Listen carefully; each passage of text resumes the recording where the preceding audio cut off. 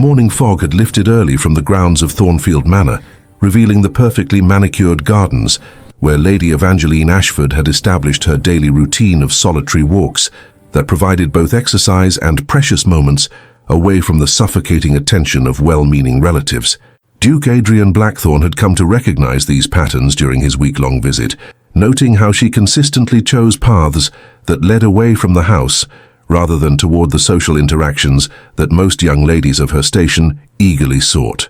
It was the third week of September 1847, and English society was abuzz with preparations for the autumn season that would determine which courtships progressed toward marriage and which social alliances would reshape the political landscape. For Lady Evangeline, these seasonal rituals represented not opportunity, but increasing pressure to accept proposals that would solve her family's financial difficulties while condemning her to marriages that could never acknowledge the truth she carried like a physical weight. Duke Adrian had observed her distress with growing concern throughout his visit, though the reasons behind her obvious anxiety remained mysterious. Lady Evangeline possessed beauty, intelligence, and impeccable breeding, qualities that should have made her the season's most sought-after bride, rather than someone who seemed to view each new day as a trial to be endured. He found her collapsed beside the marble fountain that served as the centerpiece of the manor's rose garden, her slight form crumpled against the stone basin with a letter clutched in her gloved hand. The scene struck him with immediate alarm, not just concern for her physical welfare, but recognition that whatever news the letter contained had been devastating enough to overcome her habitual composure completely. "Lady Evangeline," he said urgently, dropping to his knees beside her still form while checking for signs of serious injury. "Can you hear me?" Her violet eyes fluttered open with the disorientation of someone returning from unconsciousness, but as awareness returned, Duke Adrian saw fear replace confusion in her expression, fear that seemed focused on his presence rather than relief at being discovered. "Your Grace," she whispered, attempting to sit up while simultaneously trying to conceal the letter that had clearly precipitated her collapse. "Please, you mustn't. I am perfectly well." But even as she spoke the reassurances, Duke Adrian could see that she was far from well. Her face held the pallor of genuine shock, while her hands trembled with more than simple physical weakness. Whatever the letter contained had shaken her to her very foundations. "Lady Evangeline, you were unconscious," he said with gentle firmness, helping her to a sitting position against the fountain, while noting how carefully she guarded the correspondence. "I'm calling for Dr. Morrison immediately." "No." The sharpness of her refusal surprised them both. "Your Grace, please, I beg you. No physicians, no family members, no one else must know about this incident."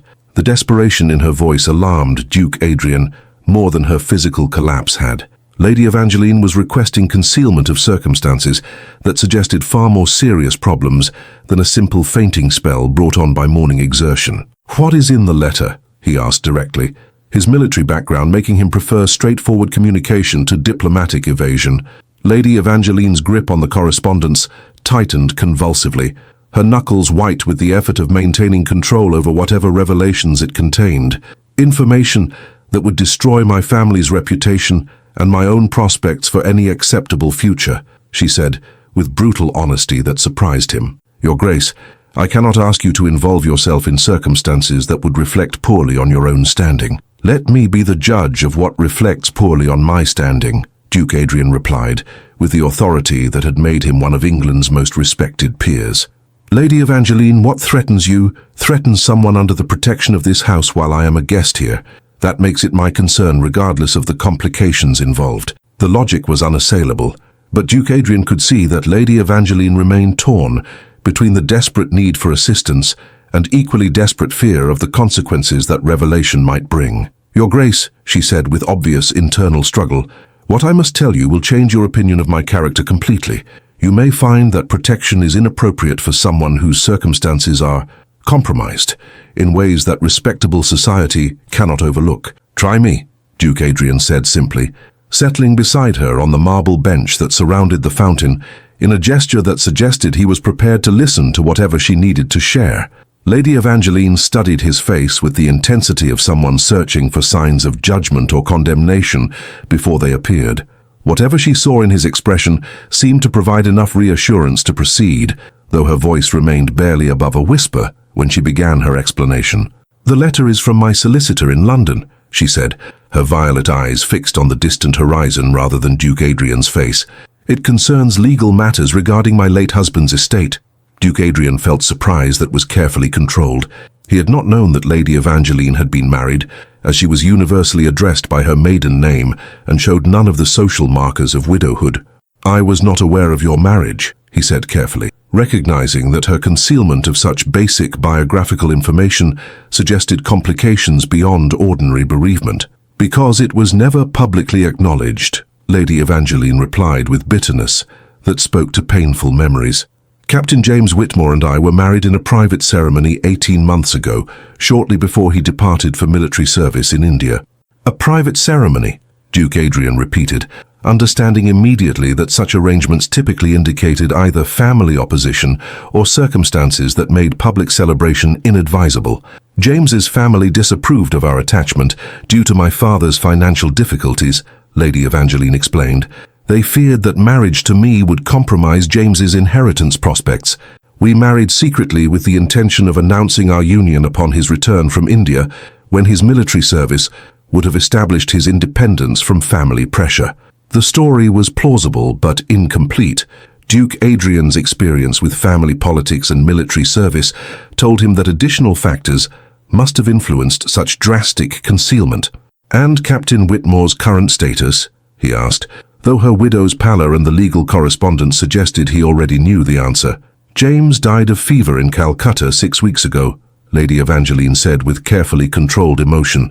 "The letter contains notification of his death along with complications regarding our marriage and its legal implications." "What complications?" Lady Evangeline hesitated, clearly wrestling with revelations that would expose her to scrutiny she had been desperately trying to avoid. "James's family is contesting the validity of our marriage," she said finally. "They claim that the ceremony was conducted without proper authority and that witnesses were inadequate to establish legal standing.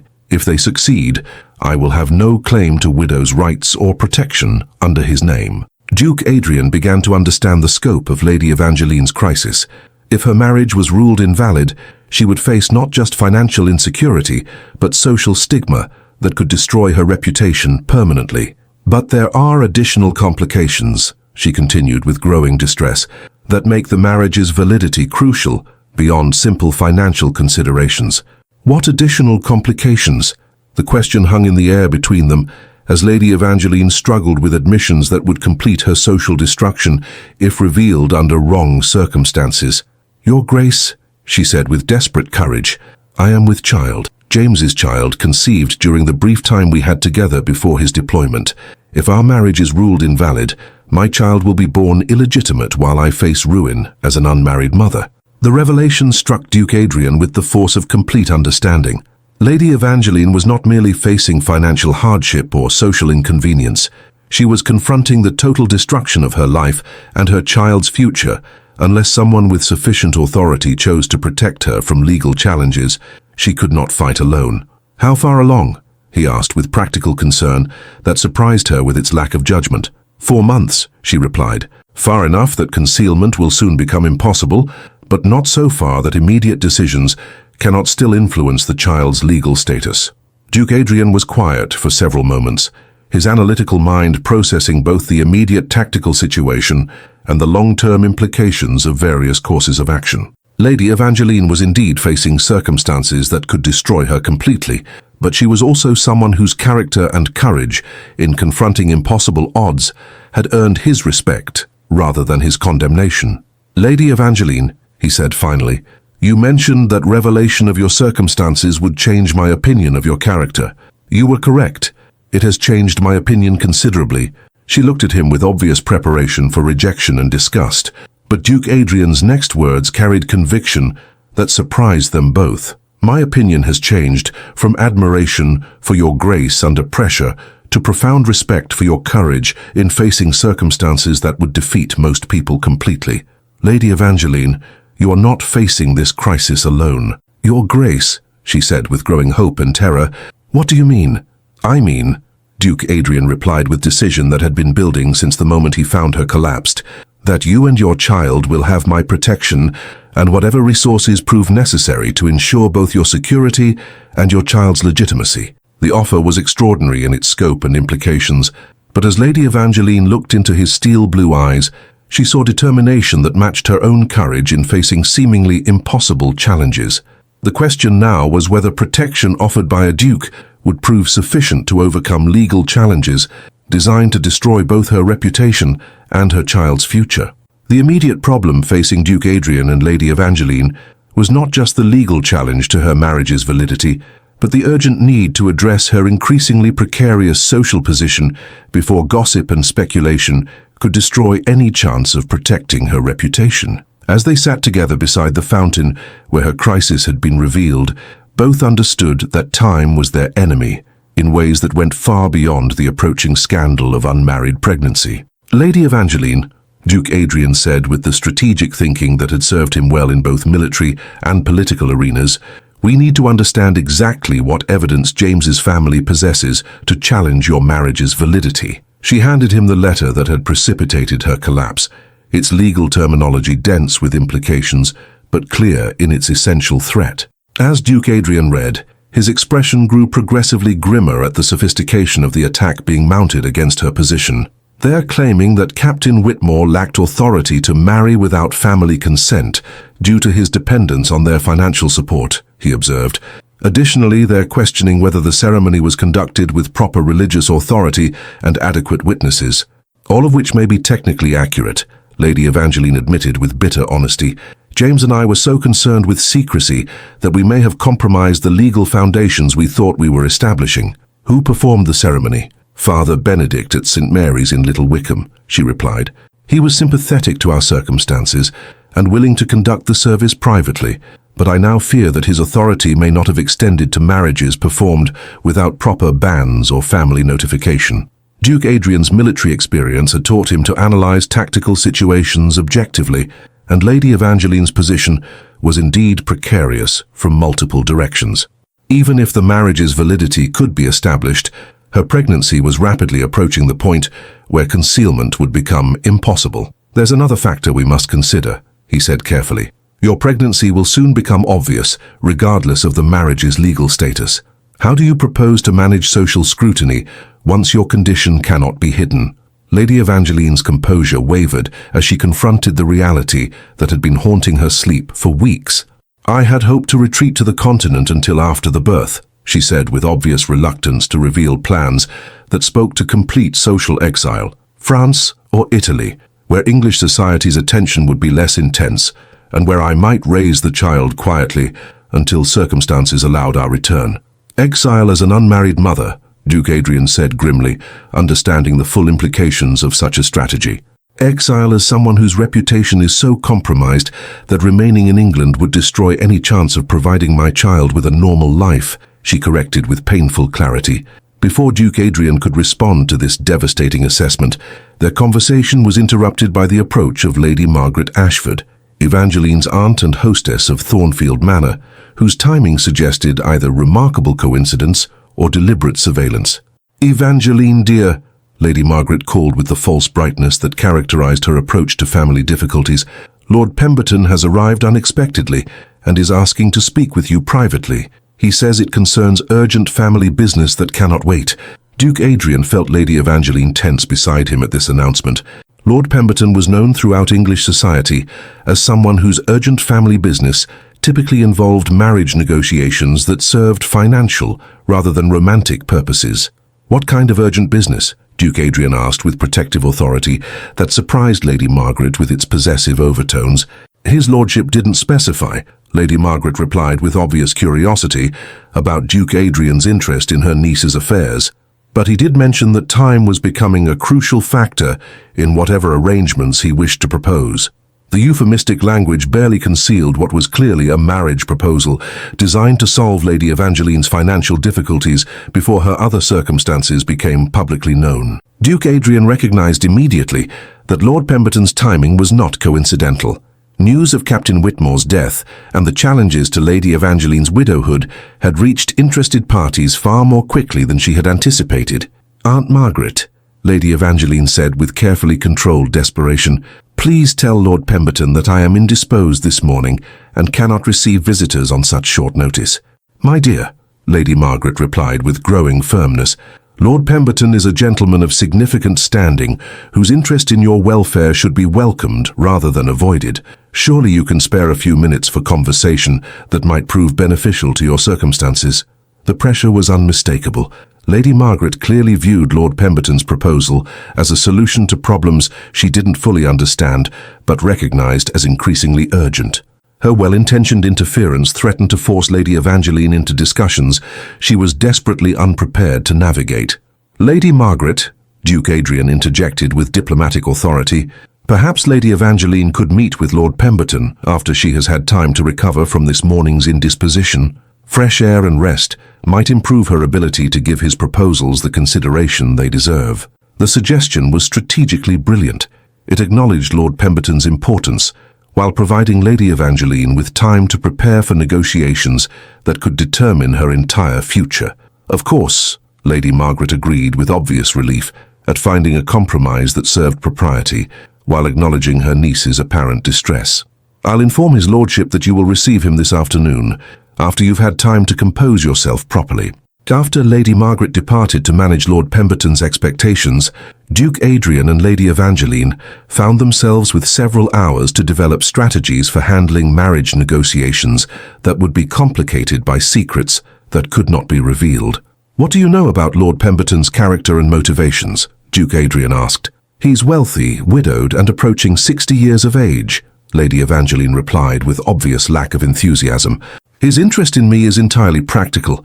He requires a wife to manage his household and provide social respectability, while I represent an opportunity to acquire noble connections at a reasonable financial cost." "And his likely response to learning about your pregnancy?" Lady Evangeline considered the question with the careful analysis that desperate circumstances demanded. "If he believes I'm legitimately widowed, he might view the pregnancy as advantageous, a ready-made heir without the inconvenience of establishing intimacy with a new wife," she said, with brutal practicality.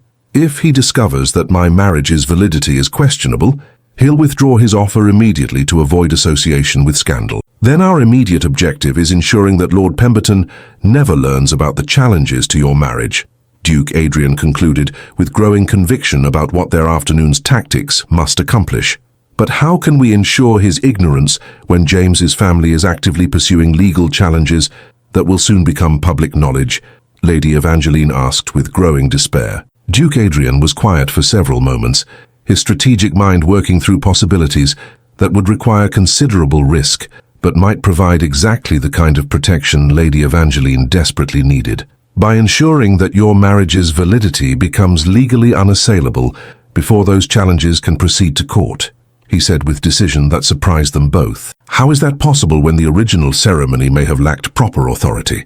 "By conducting a second ceremony that retroactively confirms the first, while establishing legal standing that no court could question," Duke Adrian explained with growing excitement about a solution that was both audacious and practical. Lady Evangeline stared at him in amazement as she began to understand what he might be proposing. "Your Grace," she said with careful hope, "are you suggesting that someone with unquestionable authority might agree to perform a confirmatory ceremony that would validate my marriage to James posthumously?" "I'm suggesting," Duke Adrian replied with conviction that had been building throughout their conversation, "that someone with unquestionable authority might agree to marry you himself, providing immediate legal protection while honoring Captain Whitmore's memory through adoption of his child as a legitimate heir." The proposal struck Lady Evangeline speechless.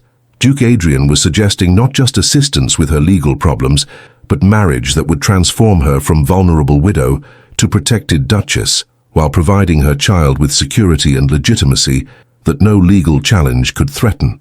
"Your Grace," she whispered, "surely you cannot mean to sacrifice your freedom for someone whose circumstances are so compromised." "I'm not proposing sacrifice," Duke Adrian replied, with growing warmth as he recognized the rightness of his impulsive offer.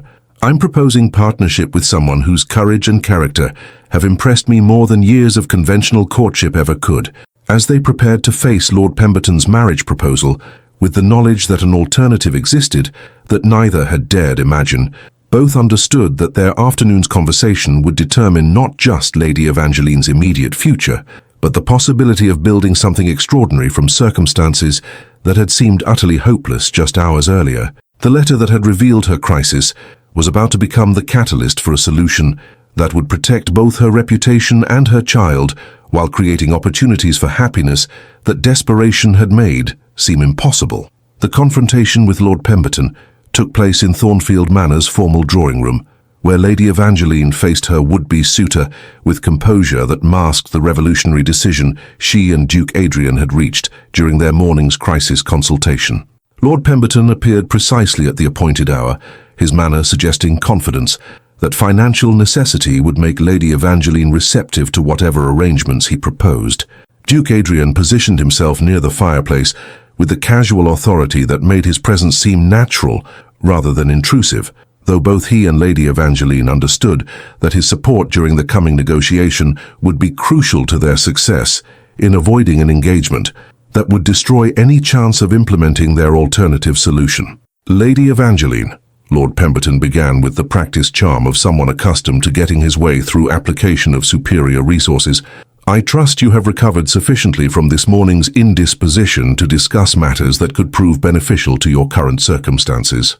I am quite well, thank you, Lady Evangeline replied with the dignity that had impressed Duke Adrian throughout their acquaintance. Though I confess curiosity about what urgent matters required such immediate attention. Lord Pemberton glanced toward Duke Adrian with obvious expectation that the Duke would excuse himself to allow private conversation between parties contemplating marriage arrangements. When no such withdrawal occurred, he proceeded with negotiations that were clearly intended to be conducted without witnesses. My dear Lady Evangeline, he said with increasing directness, I believe we can both benefit from an arrangement that addresses your need for financial security while providing me with a wife whose breeding and character would complement my social position. The proposal was stated with the bluntness of a business transaction rather than romantic attachment, confirming Lady Evangeline's assessment that Lord Pemberton viewed marriage as a practical solution to mutual needs rather than an emotional commitment. What specific arrangement did you have in mind? Lady Evangeline asked with careful neutrality that encouraged him to reveal his expectations while committing her to nothing. Marriage within the month, Lord Pemberton replied with satisfaction at having reached the negotiation phase of their discussion. A quiet ceremony followed by residence at Pemberton Hall, where your duties would include household management and provision of social connections that would enhance my standing in county society. And in return, security, respectability, and freedom from the financial pressures that currently constrain your family's circumstances, Lord Pemberton said, with the confidence of someone offering solutions to problems that seem to have no alternatives.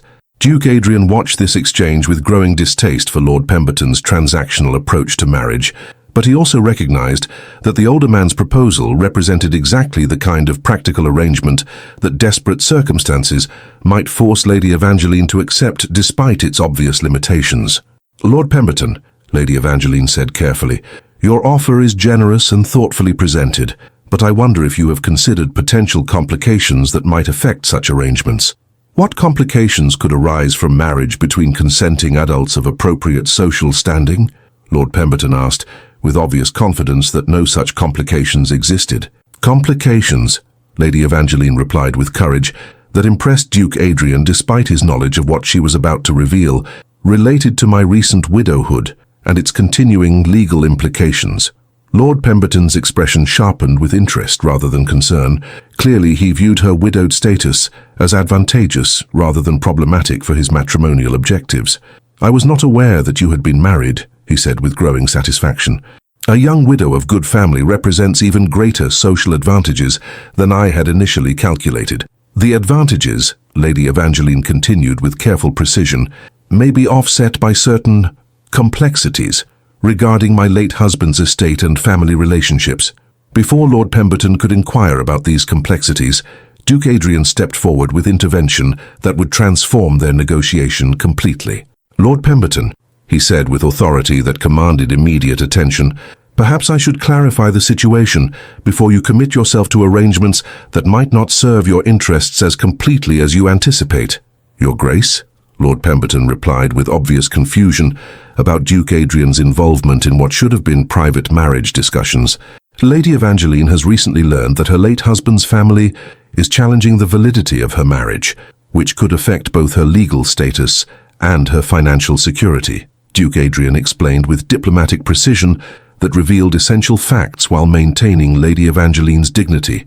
Challenging the marriage's validity, Lord Pemberton repeated with growing alarm as he began to understand that Lady Evangeline's circumstances were far more complicated than he had assumed. Legal challenges that may require extended court proceedings to resolve, Duke Adrian confirmed, proceedings that could create exactly the kind of public scrutiny that discerning gentlemen prefer to avoid in their domestic arrangements. The warning was clear and effective. Lord Pemberton's interest in marriage had been based on the assumption that Lady Evangeline would bring social advantage rather than potential scandal to their union. "I see," Lord Pemberton said with obvious recalculation of his position. "Perhaps the timing for such discussions is indeed premature until these legal matters are resolved more definitively." "Actually," Duke Adrian said with decision that surprised everyone present, "the timing may be perfect for different discussions entirely." He moved to stand beside Lady Evangeline with proprietary authority that suggested personal interest far beyond mere social concern for her welfare. "Lord Pemberton," he continued with formal courtesy that barely concealed satisfaction, "I have the honor to inform you that Lady Evangeline has accepted my proposal of marriage. Your interest in her welfare is appreciated, but no longer necessary." The announcement struck the drawing room like lightning. Lord Pemberton stared at them in shock, while Lady Evangeline felt her heart race with the reality that Duke Adrian had just committed them both to a course of action that would reshape their entire futures. "Your proposal?" Lord Pemberton managed to ask. "Made and accepted this morning," Duke Adrian confirmed with the confidence of someone whose authority made his statements unquestionable. "Lady Evangeline and I will be married by special license as soon as arrangements can be completed." "But surely such haste suggests," Lord Pemberton began, "suggests that I prefer not to allow an exceptional woman to remain unprotected while lesser men debate the advantages of offering her security," Duke Adrian interrupted with steel beneath his diplomatic courtesy. Lord Pemberton recognized both dismissal and warning in the Duke's response. Whatever game he had thought he was playing had suddenly been won by a player with superior resources and unshakable determination to protect his chosen objective. "Of course," he said, with as much dignity as circumstances allowed. "Lady Evangeline, Your Grace, please accept my congratulations on your engagement and my apologies for any inconvenience my misunderstanding may have caused."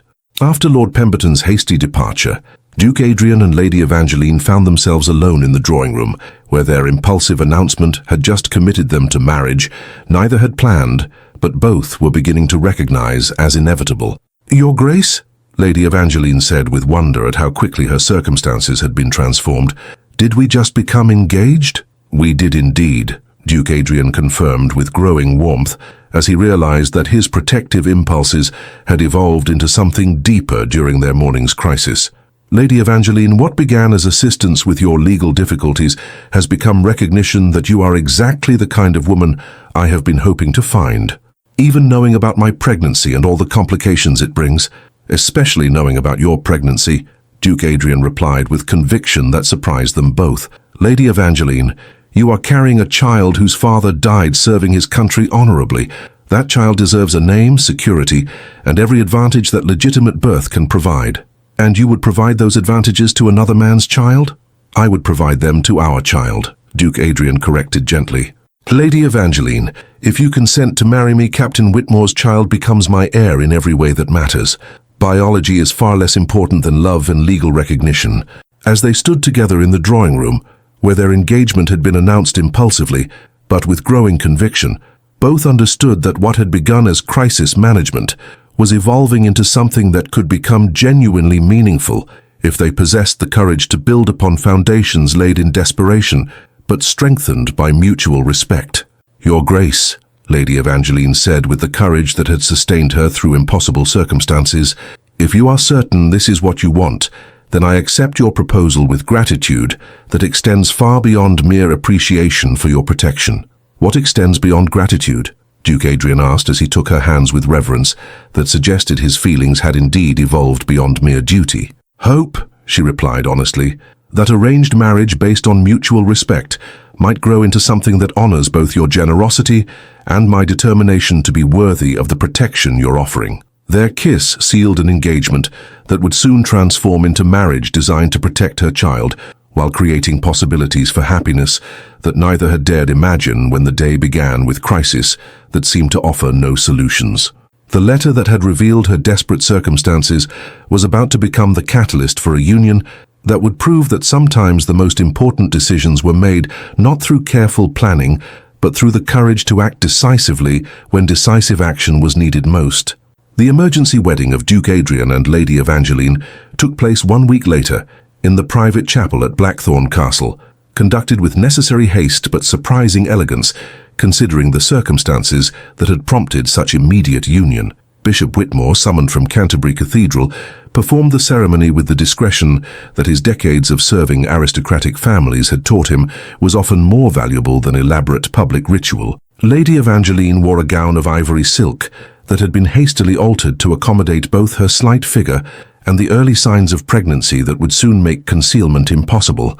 The dress had belonged to Duke Adrian's mother, its classical lines and exquisite workmanship lending dignity to a ceremony that circumstances had stripped of conventional courtship and extended celebration. Duke Adrian appeared in full ceremonial dress despite the private nature of their wedding, his presence commanding enough to transform even this hastily arranged union into something approaching the gravity that such an important commitment deserved. "Do you, Adrian Edward Blackthorn, take this woman to be your lawfully wedded wife, to have and to hold in sickness and health, for richer or poorer, until death do you part?"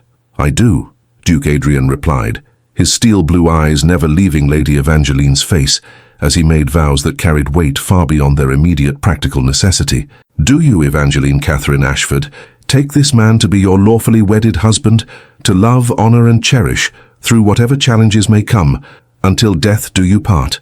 "I do," Lady Evangeline said clearly, her voice carrying across the chapel to every witness present, as she committed herself not just to Duke Adrian, but to the future they would build together as guardians of the child whose legitimacy this marriage would establish beyond question. The kiss that sealed their union was witnessed by applause from the small gathering of family members and close friends who understood the extraordinary circumstances that had brought this couple together, while respecting their decision to face those circumstances as partners, rather than as isolated individuals struggling separately. Following the ceremony, the newly married couple departed immediately for the Duke's principal estate at Ravenshollow, where they would spend the coming months establishing their household while Lady Evangeline's pregnancy progressed beyond the point where concealment would be necessary or desirable. The journey through the Yorkshire countryside provided their first extended opportunity for private conversation as husband and wife, allowing them to address practical matters that desperate circumstances had not permitted them to discuss thoroughly. "Evangeline," Duke Adrian said as their carriage wound through the autumn landscape, "I want you to understand that our marriage need not be confined to the practical arrangements that prompted it. What we build together can become whatever we choose to make it." "What would you like it to become?" Evangeline asked, recognizing that their relationship would need to evolve far beyond emergency protection if it were to serve either of their long-term needs for genuine partnership. "I would like it to become the foundation for the kind of life that honors both Captain Whitmore's memory and our own potential for happiness," Duke Adrian replied, with growing conviction about possibilities that had been revealing themselves throughout their brief courtship. "And what about the child?" Evangeline asked with maternal concern that had been growing alongside her pregnancy. "How do you envision your relationship with a child whose biological father was someone else?" "I envision loving and raising our child exactly as if biology had made him or her mine from conception," Duke Adrian said, with such natural conviction that Evangeline felt tears of gratitude in her eyes. "Evangeline, this child will be our firstborn in every way that matters to anyone whose opinion is worth considering." Their conversation was interrupted by the appearance of Ravenshollow Castle, rising from the Yorkshire moors like something from a medieval legend, with its ancient towers and extensive grounds that spoke to centuries of wealth and noble tradition. For Evangeline, the site represented both sanctuary and challenge. Sanctuary from the immediate threats that had driven her to accept Duke Adrian's protection. Challenge in the form of learning to be mistress of one of England's most significant estates. "It's magnificent," she said with genuine appreciation for the castle's imposing beauty. "It's home," Duke Adrian replied simply, "and now it's your home as well, for as long as you choose to make it so." The careful phrasing suggested that he understood their marriage was, at least initially, more contract than romantic commitment, and that Evangeline's long-term contentment would depend upon genuine happiness rather than mere gratitude for protection received. Their arrival at Ravenshollow was greeted by household staff who had been prepared for the Duke's sudden marriage, but remained naturally curious about the bride, whose background and circumstances had necessitated such unusual haste. Mrs. Pemberton, the head housekeeper, received Evangeline with professional courtesy that gradually warmed into genuine welcome as she observed the new Duchess's gracious manner and obvious intelligence. The weeks that followed brought adjustments that tested both Evangeline's adaptability and Duke Adrian's willingness to modify long-established routines to accommodate a wife whose condition required careful attention. Evangeline's pregnancy progressed normally under the care of Dr.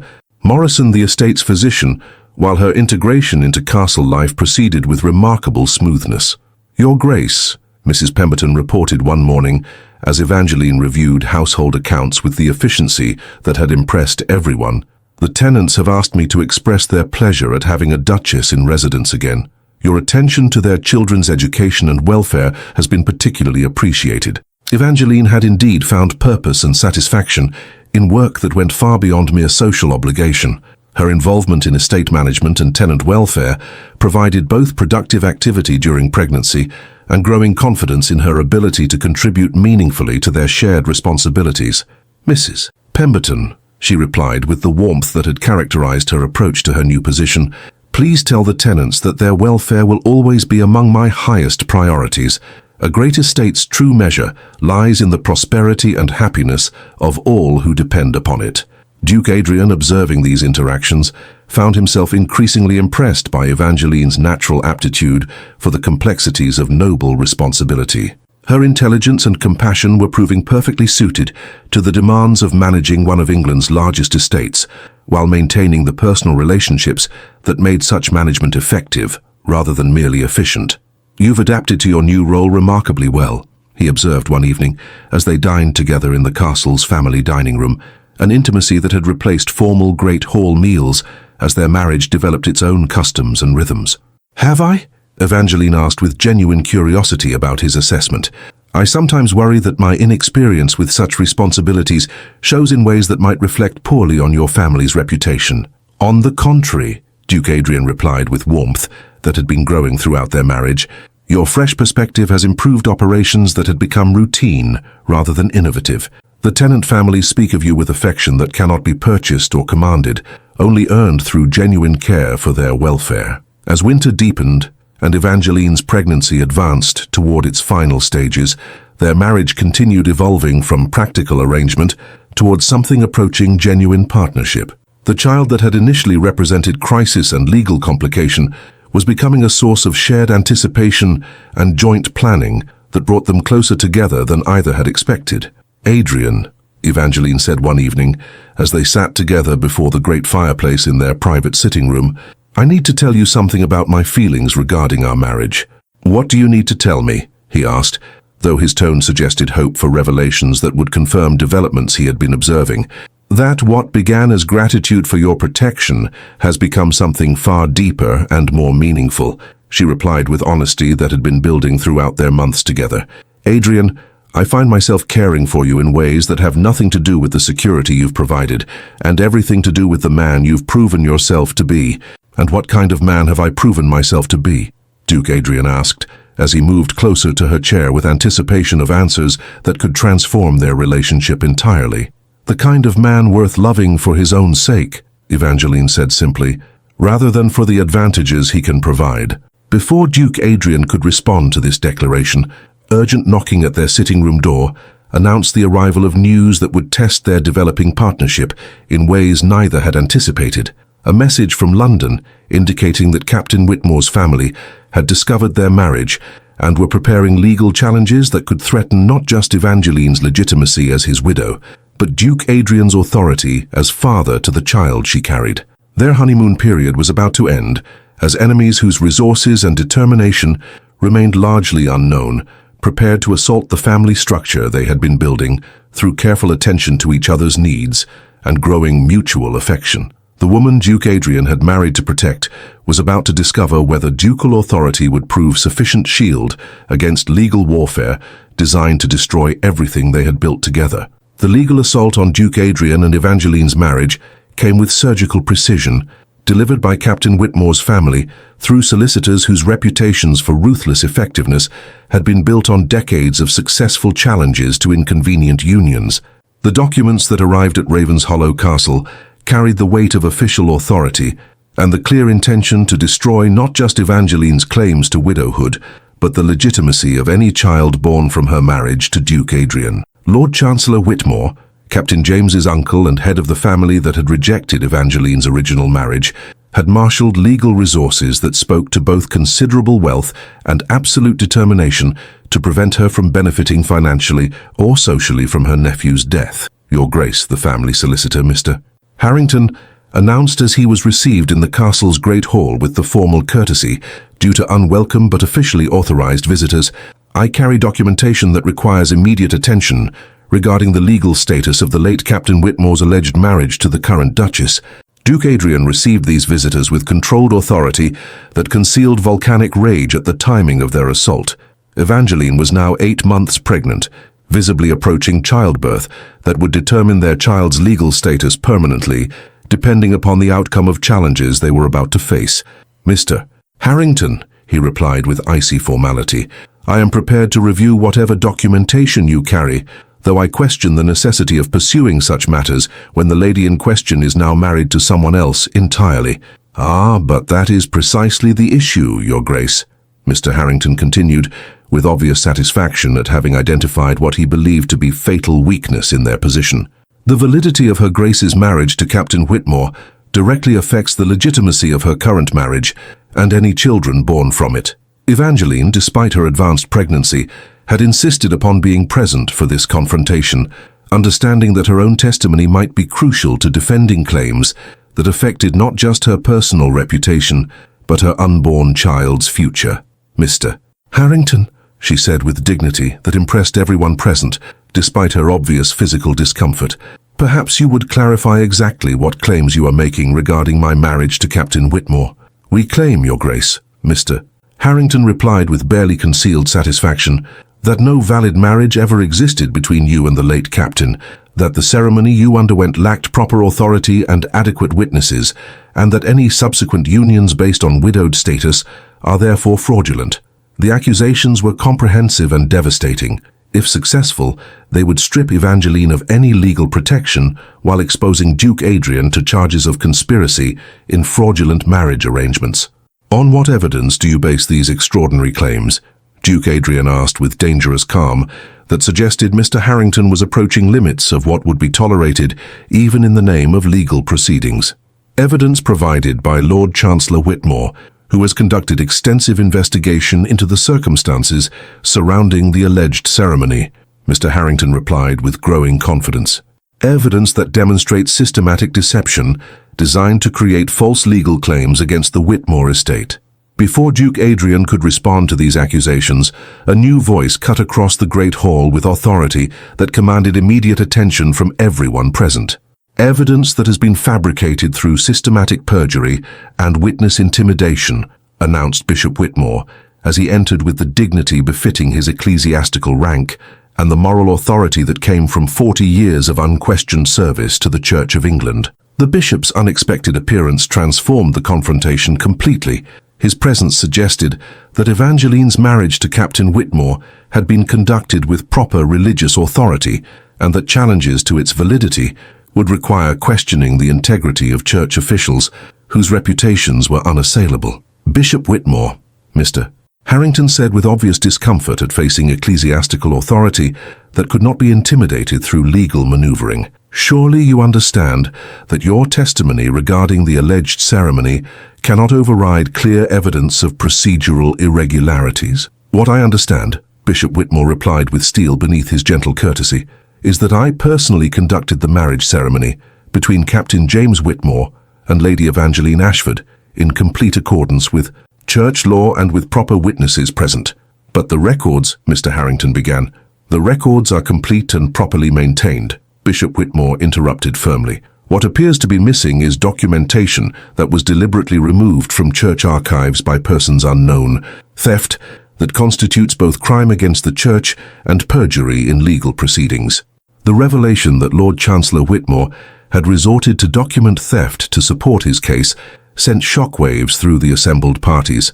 Such criminal behavior would expose him to prosecution while completely undermining any legal challenges based on allegedly missing documentation. Moreover, Bishop Whitmore continued with growing authority, "I have here the complete marriage register, showing not only Captain Whitmore's marriage to Lady Evangeline, but the proper witnesses, legal notifications, and ecclesiastical approvals that establish its validity beyond any possible question." He withdrew an official church document from his robes and presented it with the ceremonial dignity that marked it as unassailable evidence of Evangeline's legitimate widowhood. Mr. Harrington studied the documentation with growing dismay as he realized that his carefully prepared case had just been demolished by evidence that could not be challenged or dismissed. "This documentation," he said weakly, "could have been altered to support false claims." "Are you suggesting," Duke Adrian asked with dangerous quiet, "that a bishop of the Church of England has committed forgery to support fraudulent marriage claims?" The threat was clear and devastating. Accusations against Bishop Whitmore would involve church authorities, whose investigation would expose not just the truth about the documentation, but the criminal methods that Lord Chancellor Whitmore had employed in attempting to suppress it. "Perhaps, Mr. Harrington said with obvious reluctance, "there have been misunderstandings about the availability of certain documentation that Lord Chancellor Whitmore believed had been lost or destroyed." "Perhaps," Bishop Whitmore agreed with satisfaction that brooked no argument. Lord Chancellor Whitmore's investigators should have consulted church archives before making claims about missing documentation that was never actually missing. As Mr. Harrington prepared to depart in defeat, carrying news that would force Lord Chancellor Whitmore to abandon legal challenges that had been exposed as fraudulent, Duke Adrian felt profound relief that their child would be born with legitimacy that no court could question. But even as legal victory was achieved, Evangeline's face suddenly contorted with pain that had nothing to do with courtroom drama, labor pains that announced their child's imminent arrival, regardless of whatever legal complications might have threatened his or her status. "Adrian," she gasped, gripping his arm with strength that spoke to both physical necessity and absolute trust in his protection, "I think our child has decided that legal matters have been resolved sufficiently to permit his entrance into the world." Dr. Morrison was summoned immediately, his decades of experience with difficult deliveries providing reassurance that both mother and child would receive expert care during the crucial hours ahead.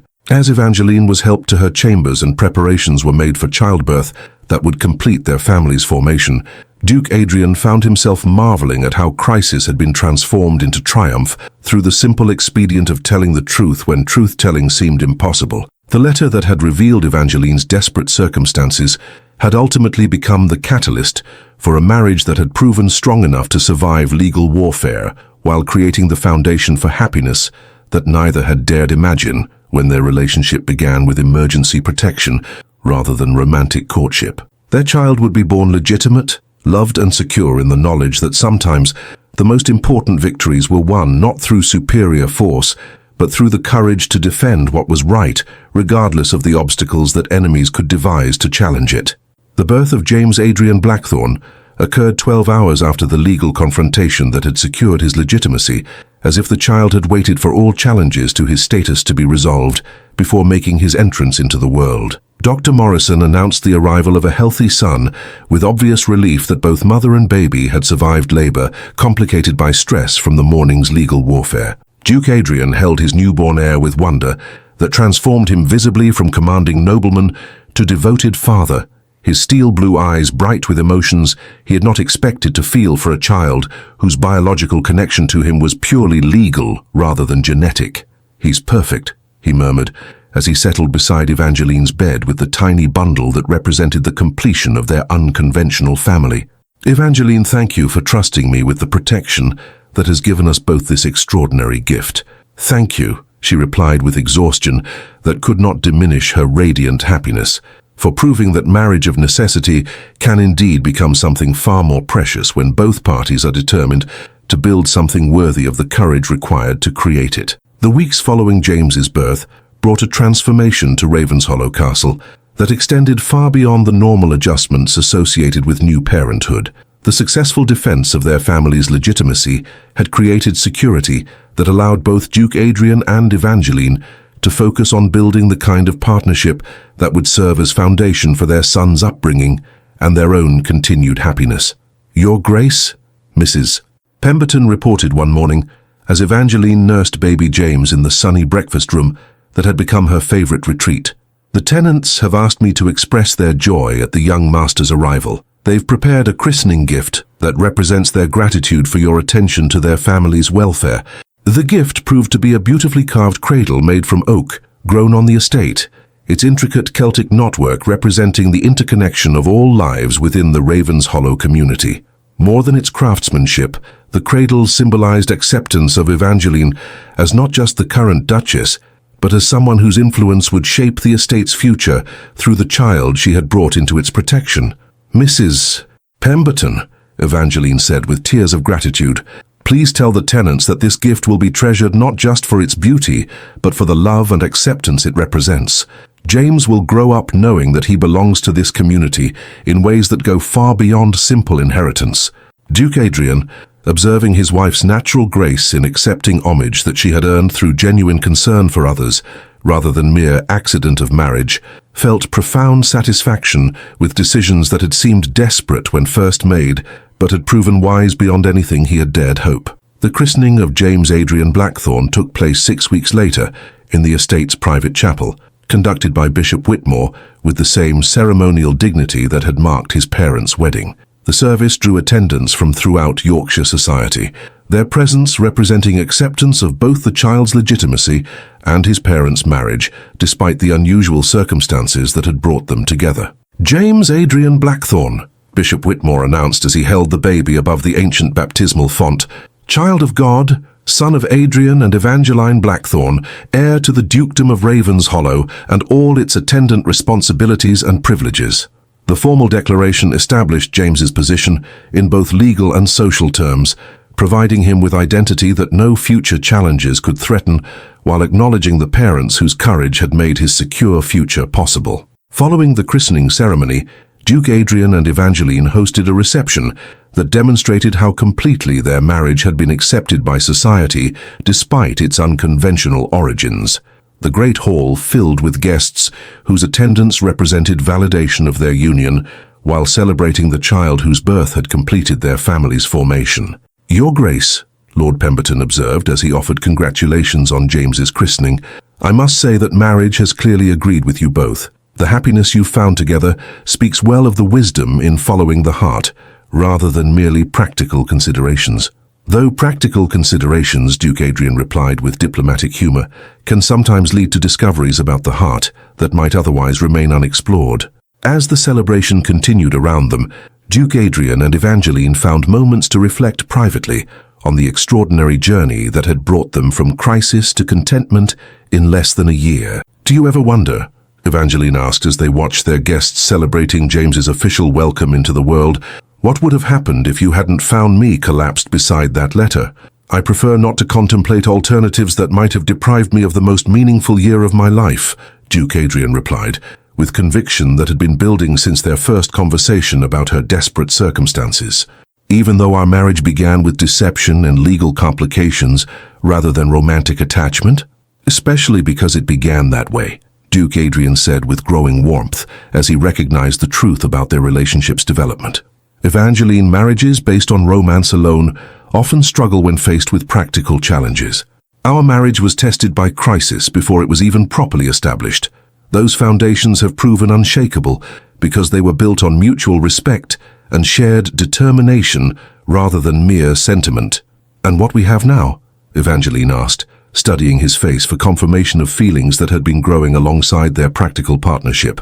"What we have now," Duke Adrian said with satisfaction that encompassed their entire transformed existence, "is love that has grown strong enough to weather any challenge while creating happiness that exceeds anything I believed possible when I was focused solely on duty and social obligation."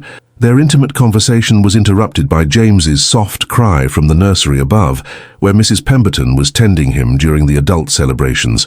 Both parents immediately moved toward the sound, with the instinctive response that had developed during weeks of shared childcare. "Our son is calling," Evangeline observed, with maternal pride that never failed to move Duke Adrian with its naturalness. "Our son," he agreed, the possessive pronoun carrying weight that had nothing to do with legal documentation and everything to do with the love that had been growing since James's first breath. As they climbed the stairs together toward the nursery where their child waited, both understood that their family's story had evolved from desperate rescue to genuine partnership, to love that would define not just their own happiness, but the kind of home they would provide for James and any siblings who might follow. 2 years later, as Duchess Evangeline held their infant daughter Catherine while watching James take his first confident steps across the nursery floor, she reflected on the letter that had nearly destroyed her life, but had ultimately become the catalyst for happiness beyond imagination. The correspondence that had revealed her crisis had led to marriage that had transformed from practical protection to genuine love, while the child whose illegitimacy had seemed to threaten her future had become the beloved heir whose security was now absolute. Duke Adrian, returning from London after successful conclusion of estate business that had required parliamentary attention, found his family gathered in the sitting room where their relationship had first been defined by crisis, but now was characterized by domestic tranquility that spoke to bonds forged by choice rather than circumstance. "Welcome home," Evangeline said as she embraced him with one arm while maintaining careful hold of baby Catherine, "though I suspect James has been more eager for your return than even I have."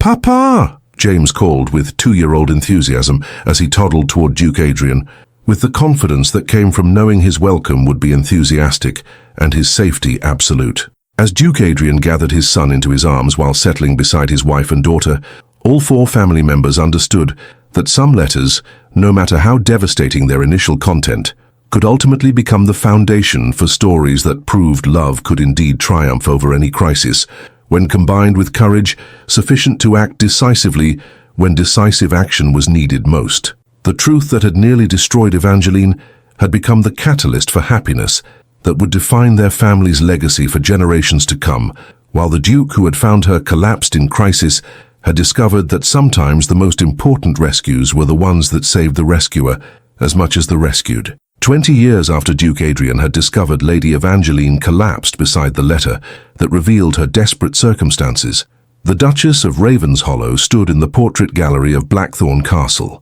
watching her eldest son James practice his presentation speech for Oxford University's commencement ceremony. At 21, he possessed his father's commanding presence combined with his mother's compassionate intelligence, preparing for a career in law that would focus on protecting women and children from the kind of legal exploitation that had once threatened his own legitimacy.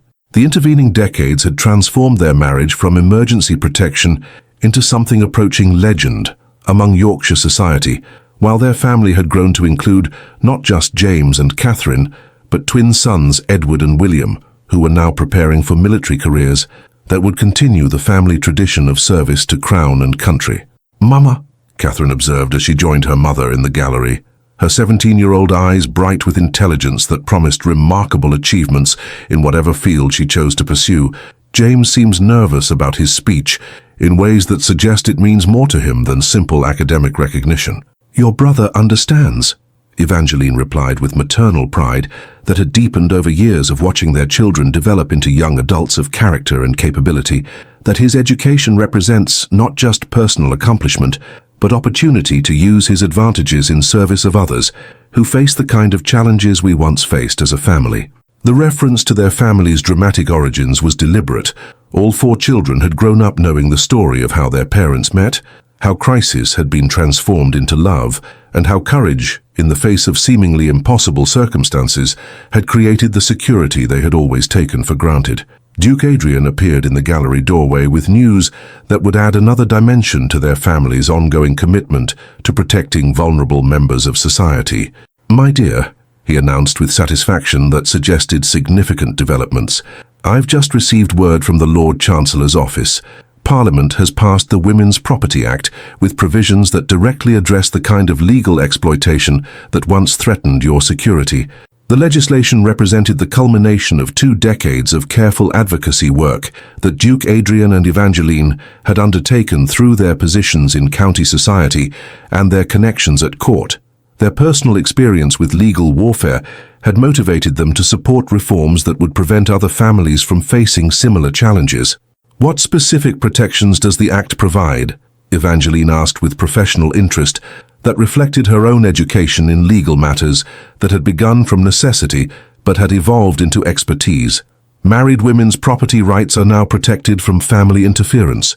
Adrian replied with obvious pleasure at legislative changes that validated their long campaign for reform.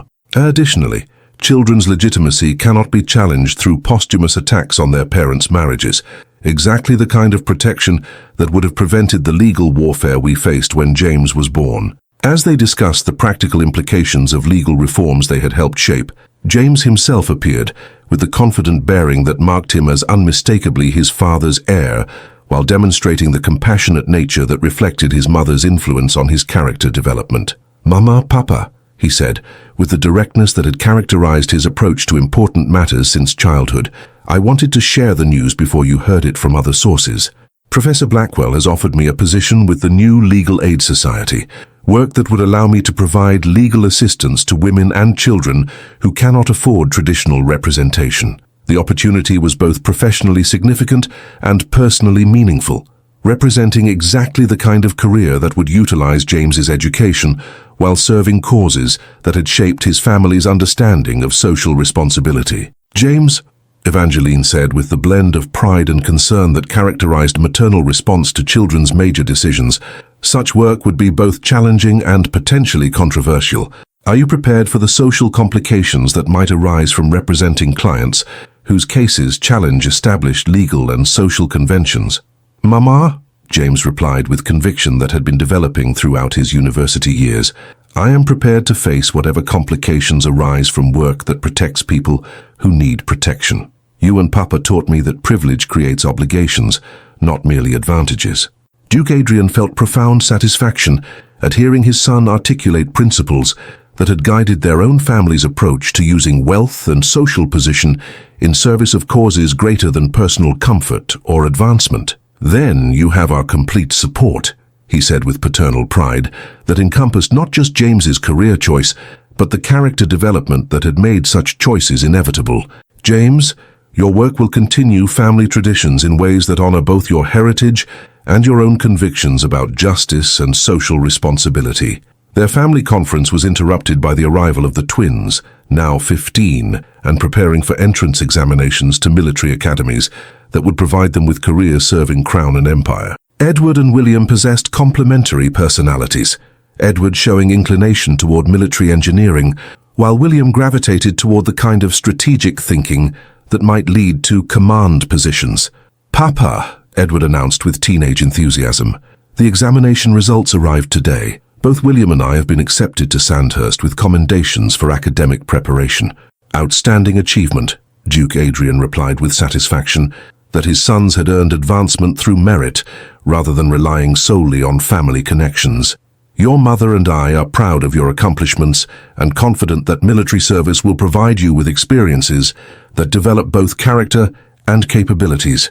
As the family gathered for their traditional evening meal in the castle's intimate dining room, all 6 members understood that their success in building meaningful lives was rooted in the crisis that had brought their parents together, while demonstrating that some foundations, however dramatically established, could prove strong enough to support whatever structures were built upon them. "Evangeline?" Duke Adrian said as they concluded dinner with discussion of each child's immediate plans and long-term aspirations. "Do you ever regret the letter that precipitated our marriage? The crisis that forced decisions neither of us had time to consider carefully?" "Never," she replied immediately, looking around the table at children whose very existence proved that desperate circumstances could indeed be transformed into extraordinary blessings. "Adrian, that letter was the catalyst for everything precious in our lives, our marriage, our children, our work protecting others from similar crises." "And what about the deception that was necessary to protect James's legitimacy?" Catherine asked, with teenage directness about family history that had shaped her understanding of moral complexity. "Was not deception," Evangeline replied with conviction born of decades of reflection on their choices, but truth presented in ways that served justice rather than merely satisfying social convention. Catherine, sometimes protecting innocent people, requires courage to challenge systems that would otherwise destroy them. As their children departed to pursue their respective evening activities, James to correspondence with legal scholars, Catherine to her charitable work with estate families, the twins to military history that would prepare them for their chosen careers, Duke Adrian and Evangeline found themselves alone in the dining room, where so many family decisions had been discussed and celebrated. "Any regrets about the path that brought us here?" Adrian asked with the comfortable intimacy that had developed over 2 decades of partnership that had begun with crisis, but had evolved into profound mutual devotion. "Only that we didn't meet sooner," Evangeline replied with honesty that had characterized their relationship since that first desperate conversation beside the fountain. "So we could have had even more years together and helped even more people along the way." "Then perhaps," Adrian said, taking her hand with the same reverence he had shown since their first emergency consultation, "we should focus on making the years ahead count for as much as possible while celebrating what we've already accomplished together."